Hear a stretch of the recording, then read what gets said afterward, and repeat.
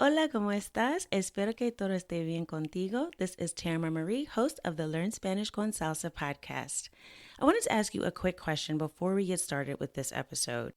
Do you have trouble hearing and understanding native Spanish speakers? Whether you've been learning Spanish for 2 weeks or 2 years, it can be a struggle to really understand the fast pace of Spanish spoken by native speakers. So if that's you, don't worry, I got you. I have developed a method that will help you understand 80% of spoken Spanish in less than 30 minutes. This method will help you improve your ability to hear and understand native Spanish speakers so you can increase your listening comprehension and shed your fear of being afraid to start a conversation. A lot of times we don't want to talk to someone in Spanish because we're afraid that when they talk back, we're not going to understand what they say. So we really need to get after that fear by improving our Spanish listening skills. So if this is something that you're interested in, I'd love to share it with you. I'm providing access to this masterclass absolutely free so that you can learn how to improve your Spanish listening skills. If you want to sign up, just go to SpanishConSalsa.com/listen. That's SpanishConSalsa.com/listen. Now, we're only going to have this masterclass available for a limited time, so make sure you sign up today if you want to get access, SpanishConSalsa.com/listen. Okay, let's get to this episode of the podcast.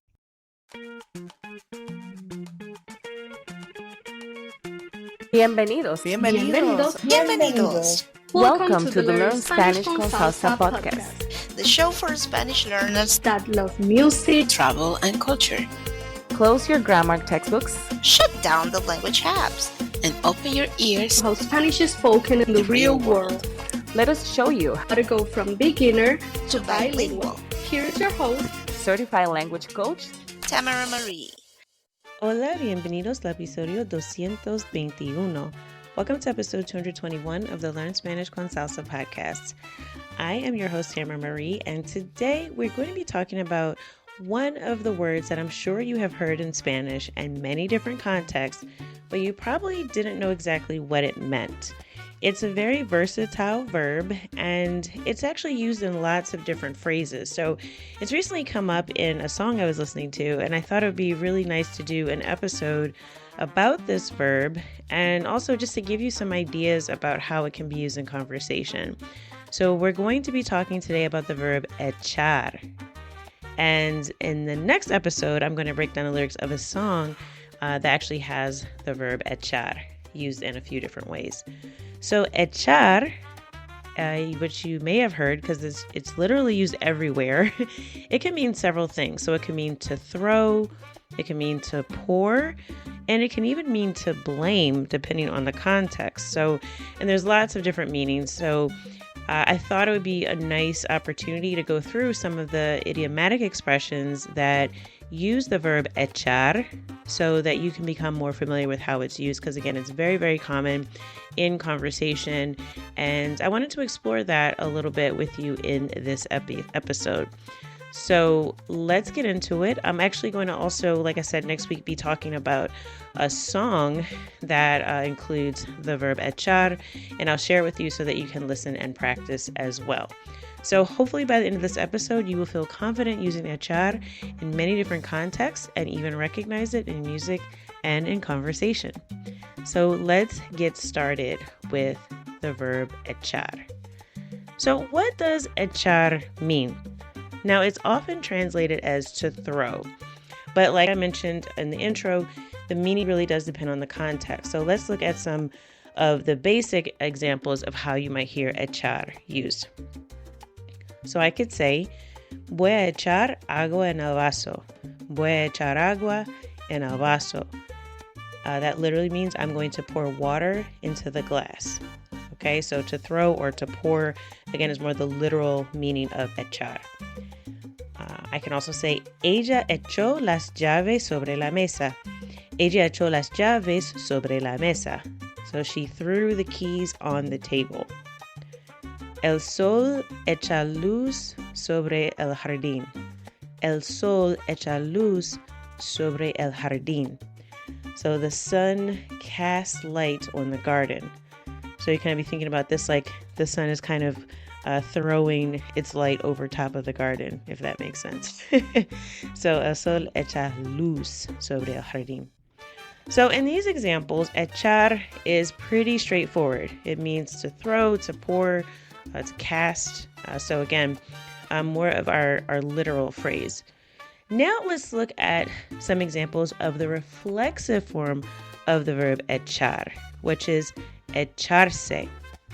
Echarse. So in this case, if you know anything about reflexive verbs, and you know, guys, I don't love to talk about grammar, but I think it's really important to understand anytime you have se at the end of a verb, that's really, you can think of se as short for self, right? It's like that action is being done to oneself, or that means reflexive. So it's an action that's coming back onto you. So you're doing an action, but it's an action that involves you or something you're doing to yourself. And the same thing if you're talking about an object or someone else, right? It's reflexive. So that's how I remember it. Se means self to me. So when I hear se at the end of a verb, then I know it's reflexive. So echarse, in this case, again, it means that it's almost like I'm going to throw myself, right? Which sounds kind of silly. So you probably wouldn't say it that way in English, but let me give you an example to make it a bit clearer. So I could say, voy a echarme en el sofá un rato. Voy a echarme en el sofá un rato. So I'm going to lie down on the couch for a while. So again, echarme. So I'm saying I am going to throw myself onto the couch, right? I'm going to put myself on the couch for a little while, right? So again, this is why I wanted to review this, because in English, we probably wouldn't translate these literally. We don't express them the same way. So it's really good to kind of get an understanding of how echar and echarse are used in Espanol. Okay, another thing. So echar, you can also think about like something as being thrown out of you, which is again a bad way, a bad way to translate, but that's sort of the literal translation. So in this example, se echó a llorar cuando escuchó la noticia. Se echó a llorar cuando escuchó la noticia. So she burst out into tears when she heard the news, or she burst into tears. So again, echó a llorar, it's like, okay, the tears are coming from me, right? So it's an expression. So in English, like we would say burst into tears. We could just say cry, right?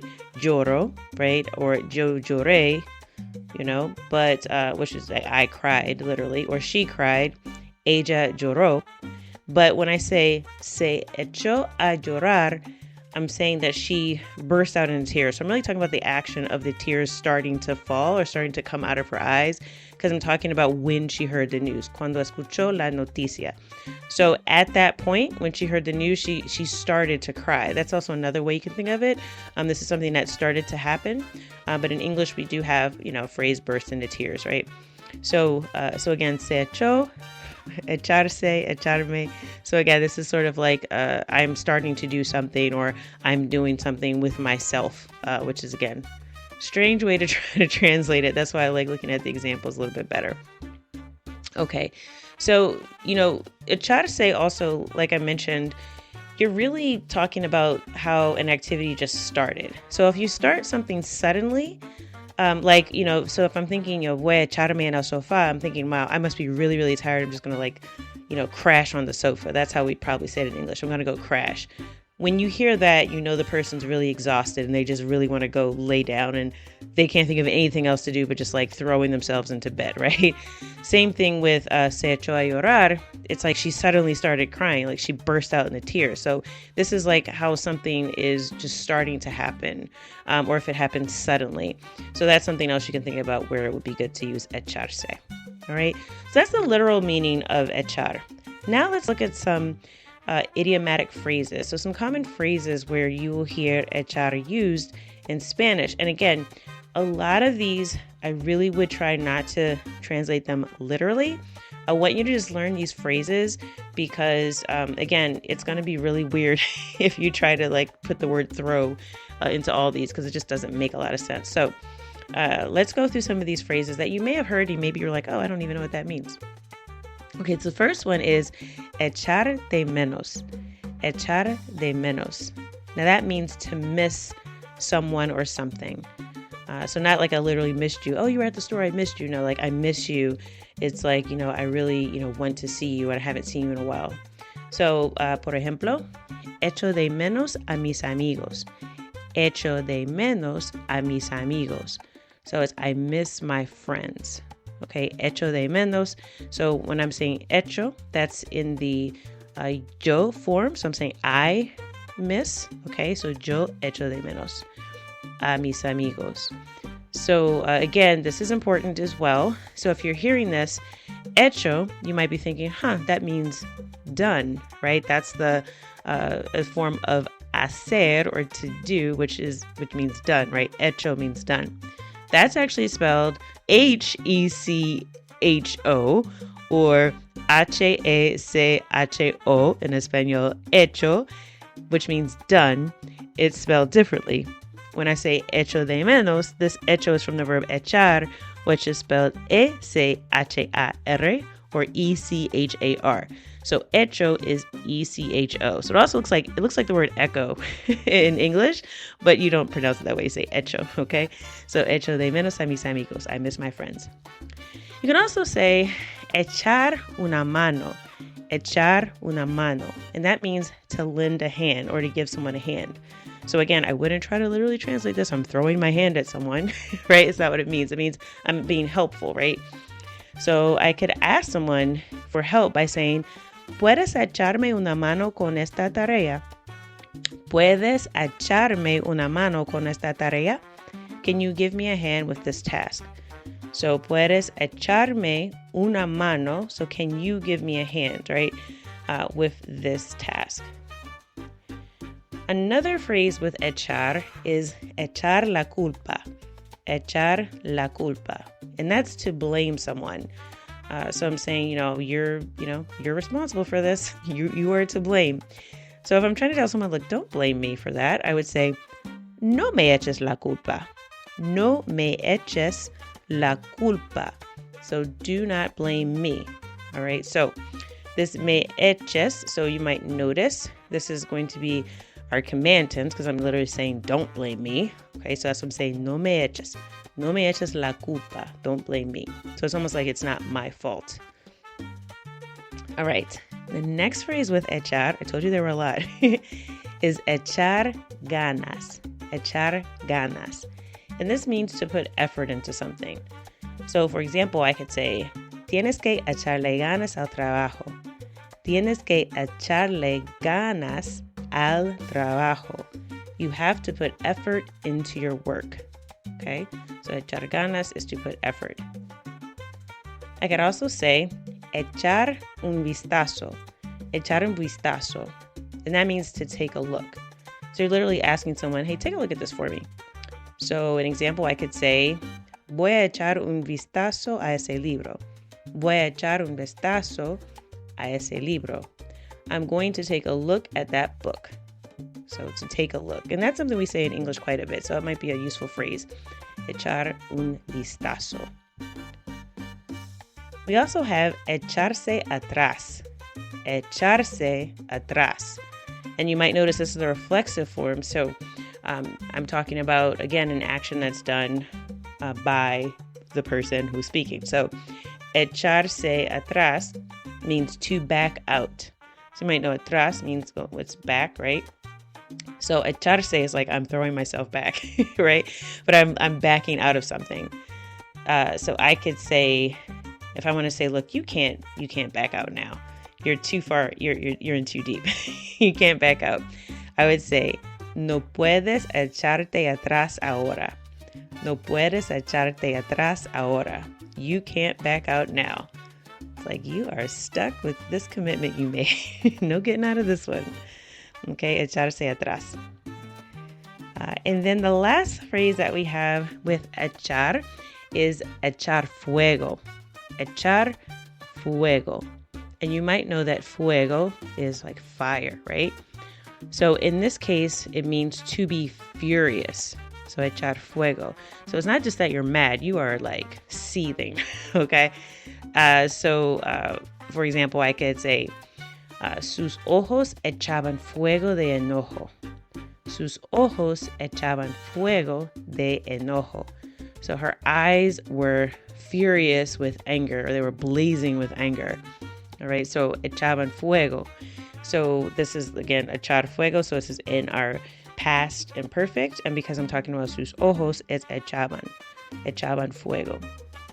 So that's a good one. If you don't just want to say, I'm angry, you can say, I am furious. Okay, echo fuego. All right, so those are some phrases with echar. And I wanted to share a song, all right, with the verb echar. And like I said, I'm going to go into more detail next week. I'm going to break down the lyrics to this, but I wanted to share it with you. I'll actually include it in the show notes page. So if you go to learnspanishconsalsa.com/221 for episode 221 of the podcast, you'll be able to see the video so you can listen to the song. But one of the most famous uses of the verb echar in music is from the song Échame la culpa by Luis Fonsi and Demi Lovato. Okay, so Échame la culpa, that was one of our phrases, right? So this is a breakup song, and it uses the phrase echar right in the title, Échame la culpa, which means blame me, right? It's my fault. Just put the blame on me. So part of the chorus, it says, okay, sé que fue mi error. Sé que fue mi error. So I know it was my fault. Solamente te falta un beso. Solamente te falta un beso. You just need one more kiss. Like you're just missing a kiss. Échame la culpa. Blame me. Or like I'm to blame. Okay. So again, this song is uses one of the phrases we learned today. So I encourage you to listen. And then next week, in our next episode, we are going to break down the full lyrics of the song Échame la culpa, so you can understand a little bit more about what it means and get some practice with listening to the verb echar. All right? So I encourage you after this episode, I'm always about taking action. I will coach you to actually practice using echar in your next conversation. You can write some sentences with echar using both the literal form, so echar and echarse in the reflexive, and some of the idiomatic phrases, right? Try it out. See if you can figure out how to say it if you're talking about yourself, if you're talking to someone, if you're talking about friends. So you can practice in a couple of different tenses. So, for example, like you get up in the morning, you're like, I'm going to make me a cup of coffee. How can I use echar? I could say, voy a echar azúcar en el café. Voy a echar azúcar en el café. So I'm going to pour some sugar into the coffee. Or I could say, echo de menos a mis abuelos. Echo de menos a mis abuelos. So I miss my grandparents. So just think of some phrases that you could use and try to write some down. You can also listen to the song Échame la culpa or listen to some other music to see if you hear the verb echar and try to guess how it's used. Is it the literal meaning? Is it one of the phrases that we just went over? Is it another phrase that maybe you haven't learned yet? Try to listen out for it. And definitely try to get a handle on the reflexive forms. Excuse me. Try to get a handle on the reflexive forms of the verb. So things like me voy a echar en la cama. So like me voy a echar en la cama, I'm going to lie down in bed, right? So try to think of some ways you can practice it to get used to it in some common ways, because the reflexive can be a little bit tricky when you're first learning it, all right? So as a review, let's talk about some of the uses of echar that we learned. So we learned that the verb echar means literally to throw or to pour, or it can mean to cast literally. We also learned that reflexive uses of echarse include actions like to burst into tears, as in echarse a llorar, or echarse en la cama, to lie down in bed. We talked about some comic idiomatic expressions with echar, like echar de menos, to miss, echar una mano, to lend a hand, and echar ganas, to put in effort.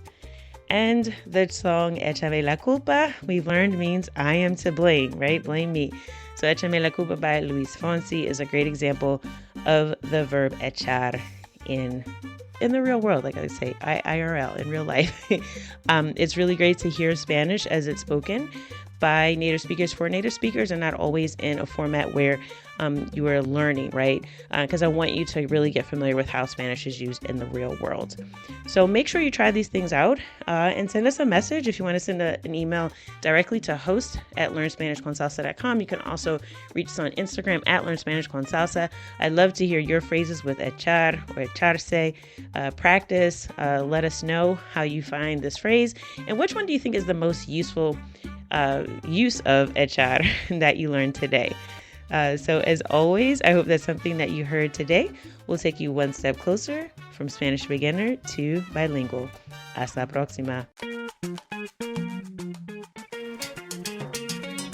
Thank you for listening to the Learn Spanish con Salsa podcast at learnspanishconsalsa.com.